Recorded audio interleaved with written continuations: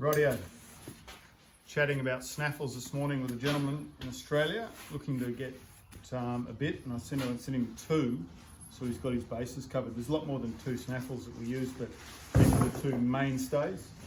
There's this one here is one that we actually use. The rest of them are on the bridles, on the breaking in bridles.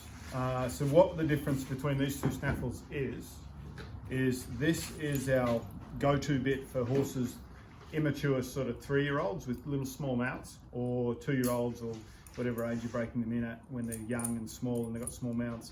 There's and then this one here, after they're mature and they've got a bit of size about them, I go to this bit. It's a really heavy mouthpiece.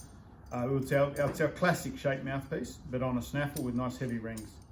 And I'll give you the breakdown of where we use the two and why we use them. So these are the two that are coming to you.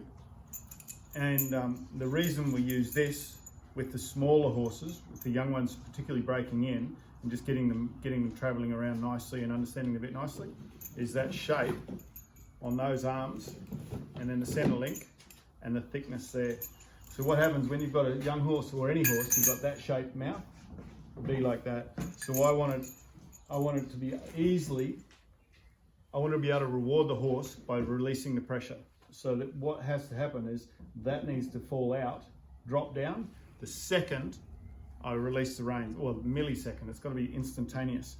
So that's the good shape in there. And then that shape across there, when they've got the mouthing gear on and they're trying to work out where to go to get away from the pressure, that shape fits perfectly over the tongue and over the bars and just fits nicely. Obviously not like that, it's like that, but that's the shape in the mouth.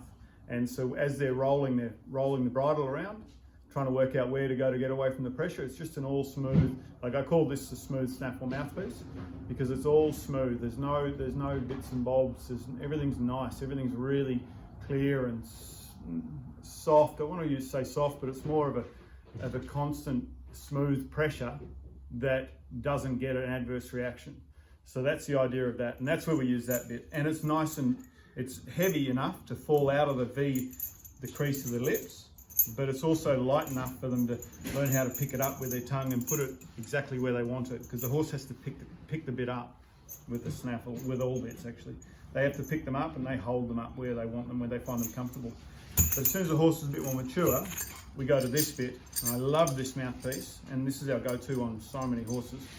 With the snaffle, if we're in a snaffle, we go to this mouthpiece. They're just got to be a bit of a mature size to be able to pick the bigger, heavier mouthpiece up. And the shape of this again is designed so when it's in the crease of the mouth like that, instantly when you release the reins, that's designed to give and to reward the horse and get the pressure to drop away. That's why I like a lot of weight, and this shape of mouthpiece, because you can give the instant you want to reward the horse, you give it that immediate reward, because it can drop away and it takes the pressure off. It's a bigger topic, and it takes a lot more explaining to get into the details of that, but essentially that's what it is. It's just to help you reward the horse exactly when you want to reward the horse, because the sooner you reward the horse for something it does, the sooner it learns to do it, and the sooner it wants to do it more.